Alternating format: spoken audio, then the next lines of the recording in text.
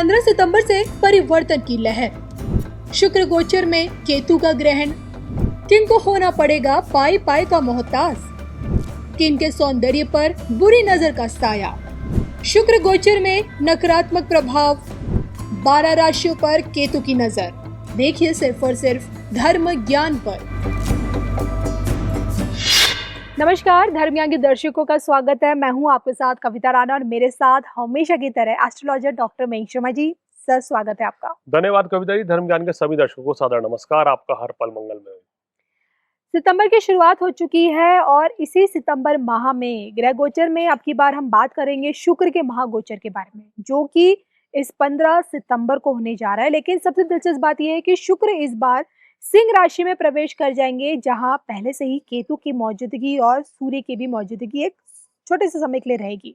अब केतु के चलते किस प्रकार से शुक्र के इस गोचर में किनकी सौंदर्य में से खूबसूरती हट सकती है, किनकी लग्जरी मतलब किनकी लाइफ में से लग्जरी निकल सकती है, किनके आर्थिक पक्ष पर ग्रहण लग सकता है, इसी पर आज हम जानेंगे मयंक जी से कि अब की बार शुक्र का गोचर लोगों के लिए नकारात्मक क्यों है।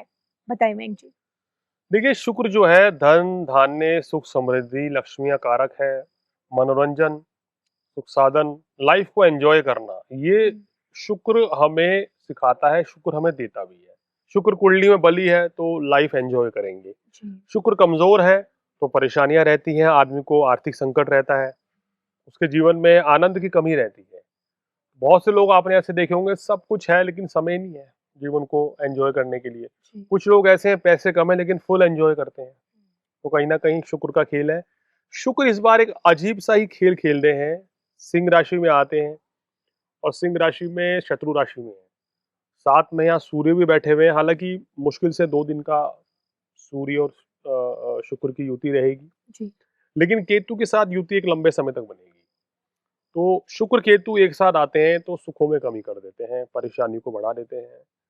तो कहीं ना कहीं अब इस युति के चलते 12 राशियों को कैसा इम्पैक्ट मिलने वाला है, क्या रिजल्ट मिलने वाला है, उस चीज के बारे में विस्तार से चर्चा करेंगे। बिल्कुल, क्योंकि अमूमन हम आपको ये बताने की कोशिश करते हैं कि शुक्र गोचर में किस तरह से आपके भौतिक सुख साधनों में, सौंदर्य में, लक्ष्य में, धन-दान में वृद्धि होगी। लेकिन अब की बार सब कुछ उल्टा है। जी। तो कहाँ किसको ज़्यादा क्षति, कहाँ किसको ज़्यादा नुकसान पहुँचेगा, मयंक जी से जानेंगे राशि अनुसार। सबसे पहले शुरुआत करते हैं हम मेष से। मेष राशि वालों के लिए पंचम भाव में आपके शुक्र आ रहे हैं, तो ये केतु के साथ हैं। लव रोमांस की संभावना तो बनी नहीं, तकरार भी होगा। तो प्रेमी प्रेमिकाओं के बीच में कोई वाद विवाद की स्थिति बन सकती है। संतान के साथ आपका टकराव हो सकता है या पिता पुत्र में मतभेद हो सकता है। थोड़ा सा संभल के चलें। हालांकि व्यापारिक दृष्टिकोण से काम कारोबार के लिए शुक्र का गोचर आपको धन लाभ जरूर देगा। आपके व्यवसाय को बढ़ाता हुआ नजर आ रहा है। अति भोग विलासता कामुकता से बचना चाहिए मेष राशि वालों। वृषभ के लिए? वृषभ राशि वालों के लिए चतुर्थ भाव में रहेगा, तो कहीं ना कहीं कार्य क्षेत्र को प्रभावित करता हुआ नजर आ रहा है। कार्य क्षेत्र में कुछ मिले जुले परिणाम मिलेंगे। आशा के अनुरूप उतने अच्छे परिणाम इस समय आपको नहीं मिल पाएंगे। मन थोड़ा बेचैन घबराहट सी बनी रहेगी। यहाँ मैं आपको सलाह दूंगा कि थोड़ा सा अपनी माताजी की सेहत का भी ध्यान रखें। मिथुन? मिथुन राशि वालों के तीसरे भाव में बन रहा है, तो मिथुन राशि वालों आपके लिए अगर बात करें तो पंचमेश होके द्वादश होके तीसरे भाव में जाना, ये कार्य व्यवसाय में थोड़ा सा अप्स एंड डाउन रहता है। गोचर में तीसरे भाव में जब शुक्र आते हैं तो उतना अच्छा बेहतर रिजल्ट्स मिलता नहीं है।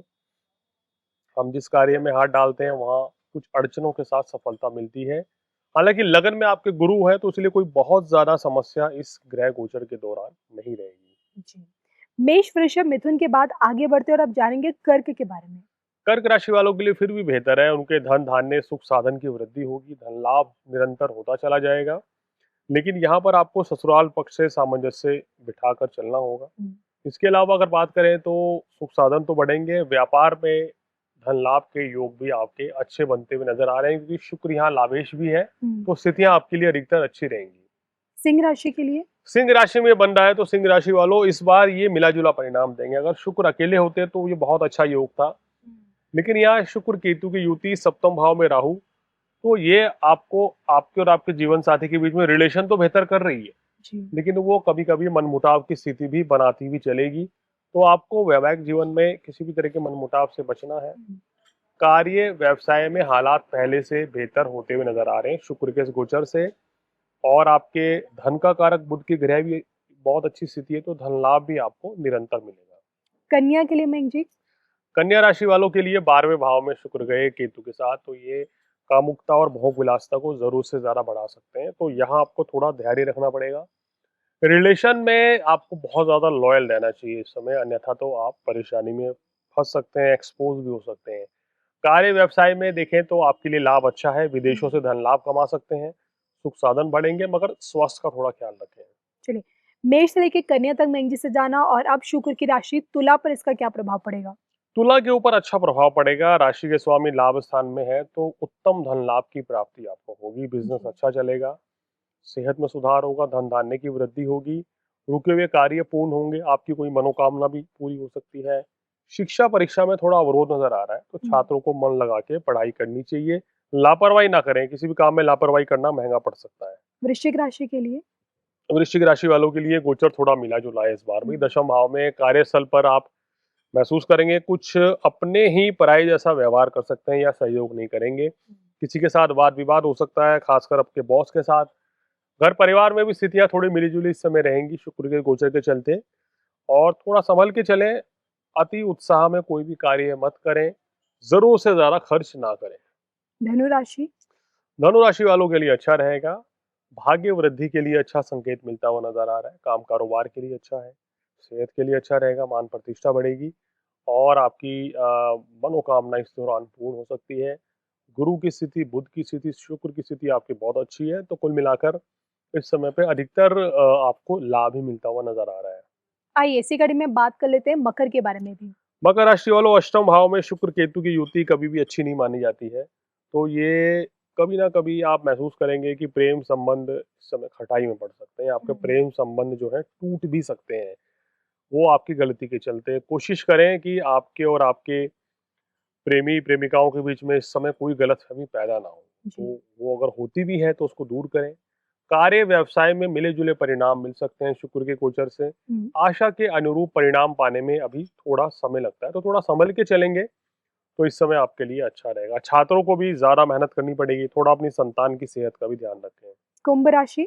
कुंभ राशि वालों के लिए ये अच्छा कार्य सकता है, सप्तम भाव में है, तो बिजनेस अच्छा चलेगा, वैवाहिक जीवन के लिए अच्छा रहेगा, स्थितियों में सुधार हो रहा है, धन लाभ भी होगा, तो शुक्र का गोचर आपके लिए अच्छा है, लेकिन कभी कभी जीवन साथी के साथ टकराव की स्थिति बनाता है, या मन में कभी कभी नीरसता ऐसा शुक्र पैदा कर देगा, तो इस चीज को आपको थोड़ा संभल के चलना है, पॉजिटिव अप्रोच के साथ आगे बढ़ें। शनि और सूर्य की स्थिति उतनी अच्छी नहीं है, लेकिन फिर भी ऐसे में शुक्र का गोचर आपको कुछ ना कुछ एक बड़ी उम्मीद जरूर दिखाएगा। इसी कड़ी में मयंक जी अंतिम मीन के लिए क्या नया है? मीन राशि वालों, छठे भाव में गोचर रहेगा, तो ये समय थोड़ा सा संभल के चलाएं। इस समय आप कहीं भी लेन देन का कोई भी कार्य ना करें, किसी बड़े परिवर्तन से बचे मीन राशि वाले, क्योंकि इस समय ग्रह की स्थिति आपके लिए आने वाले 25-26 दिन जो है उतनी अनुकूल नजर नहीं आ रही है, तो मैं चाहूंगा कि कोई नई शुरुआत ना करें। जो लोग विदेश जाना चाहते हैं उनके लिए इस समय काफी अच्छी संभावनाएं बनती हैं, या विदेश में रहते हैं तो विदेशों से लाभ भी बनता हुआ नजर आ रहा है। मयंक जी से जाना कि अब की बार का शुक्र का गोचर किस तरह से आपके शुभता में कहीं ना कहीं कमी ला सकता है, क्योंकि सिंह राशि में चला जाएगा जहाँ केतु की मौजूदगी रहेगी। और इसी के साथ मयंक जी जाते जाते जिनको इसका नकारात्मक प्रभाव मिलेगा, जिन राशियों को, उनको क्या उपाय करने चाहिए? देखिए, उनको क्या करना चाहिए, शुक्रवार के दिन सफेद चीज का दान करें, दूध, दही, चावल, खीर इत्यादि उनका दान करें तो बहुत अच्छा रहेगा। और साथ ही साथ माँ लक्ष्मी की आराधना करें, घर में अपने नियमित रूप से कपूर जलाएं, जिससे कि शुभ फलों की वृद्धि हो, और आपके जीवन में कोई भी परेशानी, कोई भी संकट आ रही है तो वो भी दूर होंगी। ये उपाय जरूर करें तो निश्चित रूप से लाभान्वित होंगे। तो ये थे मिस अंशुमा जी, जिनसे हमने जाना कि शुक्र का महागोचर और वो भी 12 राशियों के लिए कैसा रहेगा। इसी के साथ हम दोनों को ही दीजिए अनुमति। नमस्कार।